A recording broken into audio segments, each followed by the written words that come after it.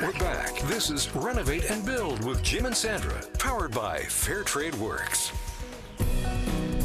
You're the finest place I know.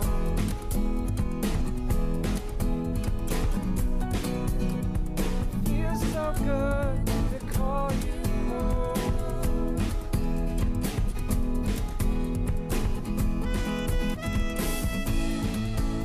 That's Simply Organic Studios with Vancouver Song. Some local music to get your weekend going. Good morning. It's Saturday. Hope you're enjoying your morning. Well, Sandra, I know you're going to enjoy this next guest as you love stats and trying to predict the future. The Vancouver Sun recently released an affordability map that reports 3/4 of Metro Vancouver neighborhoods are too expensive for typical families. That is a family with an income of $80,000 before taxes. To talk about these findings and to get their expertise on what we have to really start thinking about in Vancouver, we're pleased to have the Executive Director of Urban Futures on the phone, Andrew Ramlow, with us this morning. And we should point out, Jim, that Andrew is one of Canada's most well-known demographers and planning consultants, so we're thrilled to be getting his input this morning on this very complex and, as we all know, emotional issue of affordability. Andrew, you see the recent stats indicating that 76% of the region's neighborhoods, including most of Vancouver, North Shore, Burnaby, you name it, Richmond, are just too expensive for average families. What's your reaction? Well, I guess I'd like to start by saying that I think it's great that such a graphic has been produced. Chad Skelton at The Sun has been doing a really great job at doing a lot of visualization with data, and as a picture tells 1,000 words, it certainly helps understand some of the patterns around the region. I think it's interesting that more than 3/4 of the region's neighborhoods are unaffordable under the metrics used to develop the map, but in reality, people are still moving to these neighborhoods, and we see for sale signs up and we see sold signs up. So what it means is that people are finding ways to afford the housing in a lot of these communities. So as you had said off the top, there's a very, very complex issue, and I think what we need to do is to take one step back and try and understand some of the data that are used behind developing that metric and an unaffordability or affordability index. So the metrics that are typically used to assess housing affordability are either average or median household income. As you had stated, about 80K was used in this on average in this assessment, and average or monthly or average or median sales prices within the region. And again, both of those things can be looked at on a neighborhood basis. The income data typically coming from the census, and the sales prices coming from the real estate boards. And with those two things, what you can do is to look at what the sales prices are and the cost that it actually is required, or the dollar value that's required to capitalize the mortgage, and relate that back to what the average household income is. And the common metric is that if people have to spend more than about 30% of their household income to pay that mortgage, then something is deemed to be unaffordable. And I think that in addition to people not really knowing where that 30% threshold has come from, that metric, at least in a contemporary context, at best sort of misrepresents what the current situation is, and maybe at worst just kind of confuses some of the issues as well. So let's just take a quick example of a first-time home purchaser. With their current income, they may be able to afford to purchase a condo in the Lower Mainland, let's say in the range of about $360,000. And out of about 16,000 condo sales last year, about 12,100 of them fell at or below that $360,000 price threshold. So with 5% down, it's about $18,000. That new homeowner would have a mortgage of about $342,000. Interestingly enough, let's just say for argument's sake that the kids are still living at home. Almost 50% of kids right now between the ages of 20 and 29 in the Lower Mainland are still living at home, and mom and dad just really want to get them out of the house. So what they've done is said, geez, you know what, we're going to help you. Rather than just put the 5% down, why don't we give you another $50,000 and just as an incentive to get out, and you're going to get over that pesky CMHC financing as well, and we'll just help you out as an incentive to get out of the house. So the kid has two options. They could either significantly reduce the mortgage by $50,000 and therefore their monthly payments as well, and still go and buy exactly the same condo. Flip side is, well, they just had this windfall of a gift from mom and dad of $50,000. Rather than going out and buying the $360,000 condo, they can go out now and buy a $410,000 condo. And that traditional metric of dividing what that individual's income is by what the sales price is, bang, is out the window. Right. So, again, you have to sort of take some of these things with a grain of salt, maybe understand what some of the complexities are for these issues. But, just right off the top there, we can see that some of the traditional metrics, given the current situation of that big post-World War II boom generation, now being in early retirement stages of the life cycle and having sort of that next generation, their kids, moving into the market, there's a lot of different parameters that we would have to consider, or at least in my opinion, we should consider when we're starting to assess these issues of affordability. But I guess really I think the most unfortunate thing about the current affordability discussion, which has really morphed into also discussions about foreign ownership and blogs about empty houses on the west side, is that it's really taking a lot of attention away from the real issues. And in my opinion, that's really those who are in need, the homeless, the underhoused, and those who are at risk, really. Good point, yes. Yeah, it's funny, right off the top you said, where, it's not affordable, but it's just the basic equation is, like you said, things are selling like hotcakes, things are being developed, and people are obviously coming up with the money. There's a lot of wealth being passed down, and, people are still able to afford these properties and keep moving the market along, and I don't see any end to it, right? Like, there's still a huge amount of demand for these properties, whether it be local or overseas. So, it's just, again, being a British chap and seeing these kind of trends in Europe and stuff, it's still, I find it still fairly affordable to get into the market. There's just so much kind of nonsense revolves around it because that it's just a growth. It's just these kind of numbers haven't been seen before, so people just start to create all these different equations to say that it's unaffordable, but it clearly is affordable. Yeah, and again, it's depending on what segment of the population you're looking at. For some, it certainly may not be affordable, but we need to address those guys first. In terms of looking at those who are really in need, and although there certainly is the plight of the person who's just come through UBC with a bachelor's degree and they want to get into the market, and with their income as they walk out of university are unable to do it. But is that really an affordability issue? Right.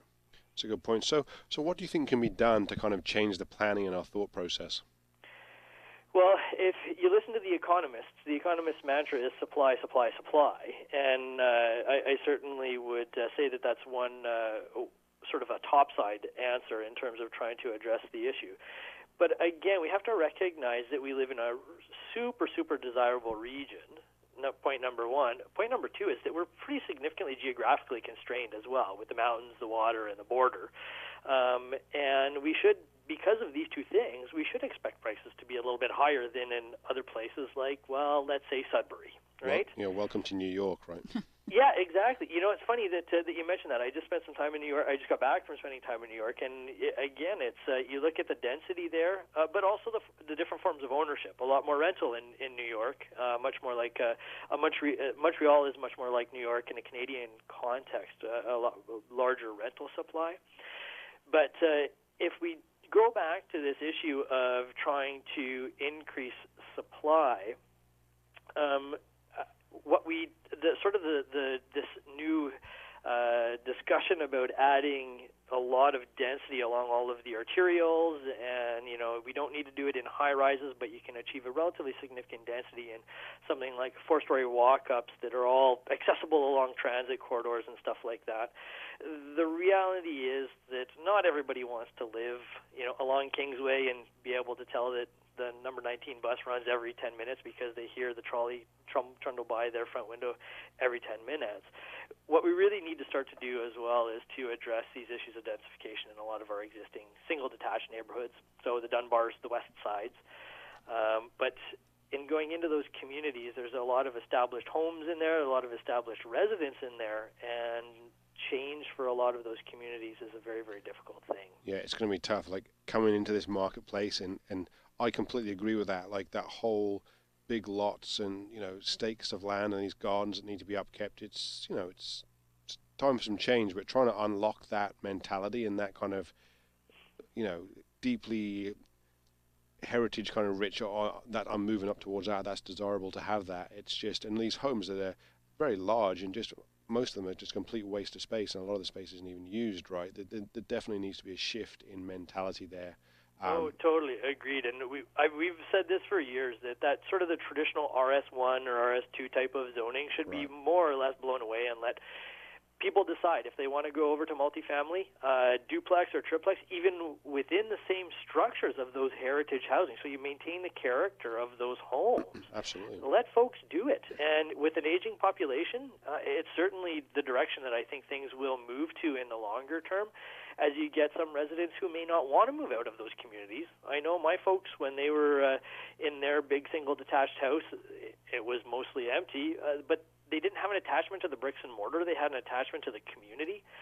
So if we can modify some of that zoning or get some of the communities to allow some of that zoning to be modified and get some more density within those existing communities, one will allow more residents to stay there if they want to remain, but then open up some of that ground-oriented dwelling stock to the next generation of families that want to get into those communities. Yeah, I think it's fun too, just kind of mix up the demographic, have more kids on the street, and just kind of drive these communities together. And I think it's a positive thing. Like, you walk up an average street in the west side of Vancouver, you don't even see anybody. It's kind of derelict. It's quiet, right? Like, the old communities, it was people out and about, using the yard, using the space, using the backyard, the front yard, kids around. And I think that kind of densification, it's done smartly using the old stock. I think it's a great thing of just bringing some life back onto the streets and bringing some energy back to those old communities, right? Well, life, energy, and safety as well. It was Jane Jacobs who originally wrote that it's eyes on the street that keeps all of those communities safe as well. And as you said, if there's nobody around looking at anything, then the potential is certainly there on the safety side. But if you have lots of people, more dense, who are out using the community, out playing in the laneways, playing road hockey and kicking the balls around, then it's certainly going to be a lot more livable in a whole bunch of different contexts.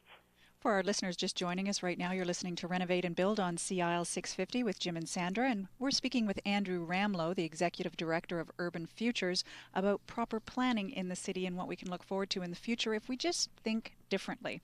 I was going to ask about the rites of passage, basically as Canadians, Andrew. Many of us grew up, basically, as Jim said, with that goal of working hard, and you saved for a down payment, and then you bought your starter home, and then you sold that home and gained some equity and moved on to a bigger home. Do you think this is going to we're coming to the end of that, and that now we'll have to think of, as you said, maybe that multi-family space that we're going to be sharing instead?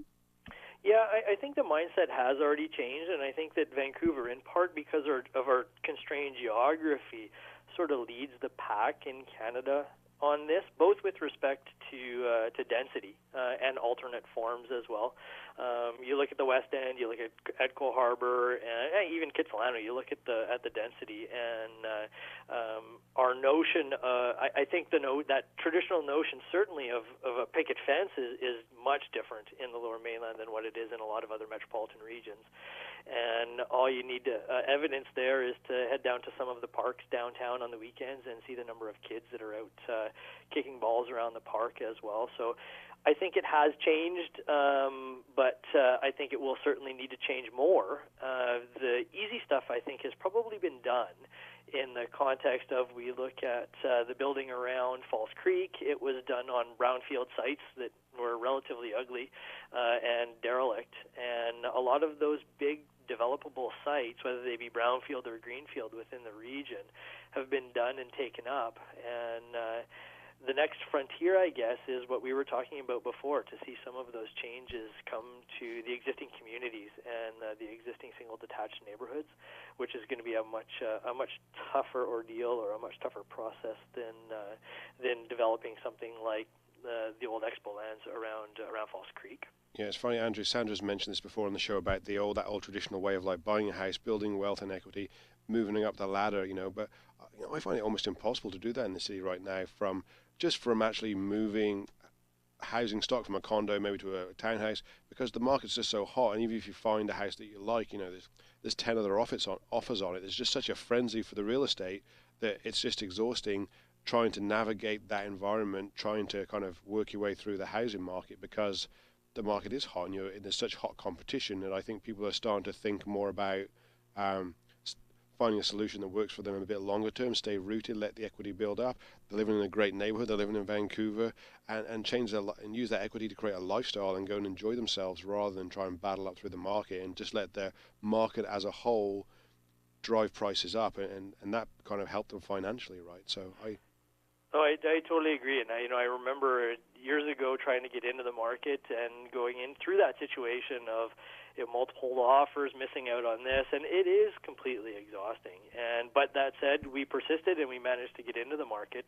But I'd agree that again, the notion is sort of changing. I think that still people would be expecting to sort of, if possible, certainly walk their way up the real estate market, either through just pure increases in the market, or you look at the east side of Vancouver and you go and you buy a dumpy old bungalow and you put a bunch of sweat equity into it and walk your way up the market that way. I still think that is going to happen, but you're right. There is this other lifestyle that people are saying, hey, you know what?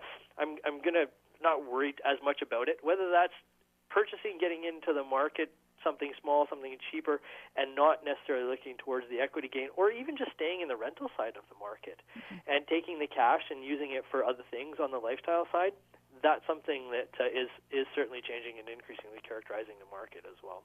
Well, you've got an exciting time as a planner, a demographer, the whole bit. I mean, it's really going to be an interesting few years coming up. Yeah, it's really interesting, and again, to use sort of the Lower Mainland here as kind of as I see it, as a little bit of a lab for the rest of the country. You look at some of the stuff that's going on in Toronto right now, adding a lot of condos down in and around downtown and the waterfront there, very similar to what Vancouver has done over the last 2 decades. So I think that some of the lifestyle changes that we've seen here, that's in part been driven by the availability of alternate dwelling forms, but also some of the lifestyle changes that prompted the creation of those, are starting to characterize other metropolitan regions as well, Toronto, even Calgary as well. So yeah, I think it is an exciting time, and I feel pretty fortunate to be able to look at some of these issues here in the Lower Mainland. Well, thank you for taking the time to speak with us today. Oh, thank you guys. Enjoy the rest of your day. Cheers, You Andrew. too. We've been joined by the Executive Director of Urban Futures, Andrew Ramlow. You can find out more about Urban Futures by visiting their website at urbanfutures.com. And that's a wrap for Renovate and Build this Saturday morning. We'd like to thank you for listening. Next week we'll be back with another great lineup of experts sharing their construction-related knowledge. We hope you'll join us again. Stay tuned to CIL 650. Tom Lucas and Sherry Brown will be here with Radio Real Estate. Enjoy the rest of your weekend. Introducing a revolutionary new construction system. This is Renovate and Build with Jim and Sandra.